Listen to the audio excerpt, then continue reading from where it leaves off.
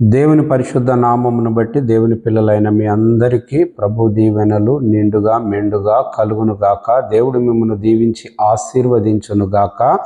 మరి ఉదయకాల వేళ పరిశుద్ధ బైబిల్ గ్రంథంలో నుండి ఒక చక్కటి మాటను మనము నేర్చుకుందాము, ఆత్మీయంగా బలపరచబడదాము. రోమీయులకు రాసిన పత్రిక 2వ అధ్యాయము 7వ వచనము. సత్క్రియను ఓపికగా చేయుచు మహిమను ఘనతను అక్షయతను వెదుకు వారికి నిత్య జీవము నిచ్చును. సత్క్రియ, మంచి క్రియలు, మంచి ఆలోచనలు, మంచి ఉద్దేశములు కలిగి దేవుని సత్యమైన మార్గములో నడుస్తూ ఆయన మహిమ కొరకు కనిపెట్టుచు ఆయనకు ఘనత తెచ్చే పిల్లలుగా మనముంటూ అక్షయతను అంటే మనకు కనబడినటువంటి ఆ నిత్యరాజ్యములో ఇక్కడి నుంచి మనం చూడలేకపోతా ఉన్నాం, చూసే రోజులు ఉన్నాయి.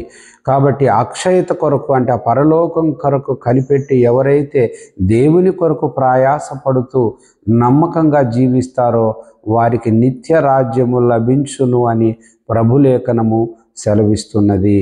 దేవునికి స్తోత్రం. అయితే భేదములు పుట్టించి సత్యమునకు లోబడక దుర్నీతికి లోబడి వారి మీదికి దేవుని ఉగ్రతయు రౌద్రమును వచ్చును.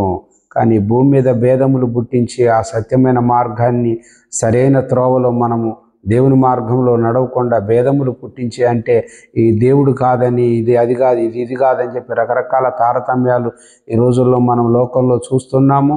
కనుక అటువంటి విభేదాలు కలగజేసి మరి దేవుని పనిని, దేవుని యొక్క ఉద్దేశాన్ని పక్కన పెట్టేటట్టుగా ఆటంకపరిచే విధంగా గనక ఎవరైనా ఉంటే వారికి మరి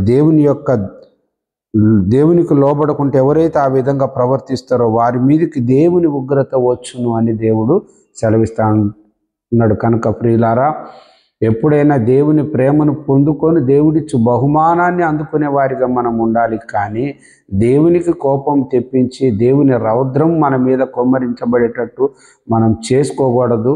భూమి మీద మనము చాలా కొద్దిలోనే ఉన్నాము. మన బలం చిన్నది, మన తెలివి చిన్నది. మనము దేవుని మీదనే నిత్యం బ్రతుకుతున్నటువంటి పిల్లలుగా ఉన్నాం. కాబట్టి మనం దేవుని పొందటానికి ప్రయత్నం చేయాలి తప్ప దేవుణ్ణి మనము ఆటంకపరచడానికి, దేవుని పనిని మనము ఆటంకపరచడానికి ఉండకూడదు. దేవునికి స్తోత్రం. పైన 7వ వచనంలో చూసుకుంటే రోమీయులకు రాసిన పత్రిక 2వ అధ్యాయము 7వ వచనం చూసుకుంటే 6వ వచనం కనుక చూసుకుంటే ఆయన ప్రతి వానికి వాని క్రియల చొప్పున ప్రతిఫలం ఇచ్చును.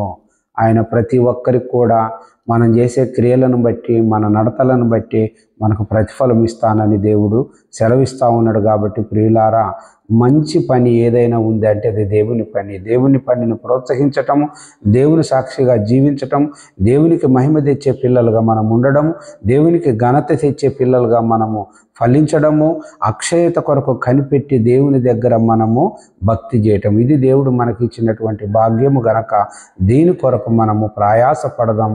ఖచ్చితంగా దేవుని నిండు దీవెనలు పొందుకుందాము. ఈ విధంగా చేసిన వారు ఎవరైనా దేవుని ప్రేమను బట్టి పరలోక రాజ్యంలో నిత్య జీవం పొందగలుగుతూ ఉన్నారు. కాబట్టి ఎవరైతే దీన్ని విభేదాలు పుట్టించి ఆటంకపరిచి దేవుని పనికి అడ్డుగా నిలబడతారో వారు దేవుని ఉగ్రత పొంది వారు కనుమరుగైపోతారు. కాబట్టి దేవుని యందు భయభక్తులు కలిగి దేవునికి మాత్రమే మహిమ చెల్లించి దేవునిలో ఫలించుదాం, దేవునికి మహిమ కలగజేద్దాం. మనం మన పిల్లలందరం కూడా దేవుని ద్వారా దీవించబడదాము. దేవుడిటి వాక్యమును దీవించి ఆశీర్వదించును గాక. ఆమేన్. మీ అందరికీ వందనాలు. దేవుడు మిమ్మల్ని దీవించి ఆశీర్వదించును గాక. ఆమేన్.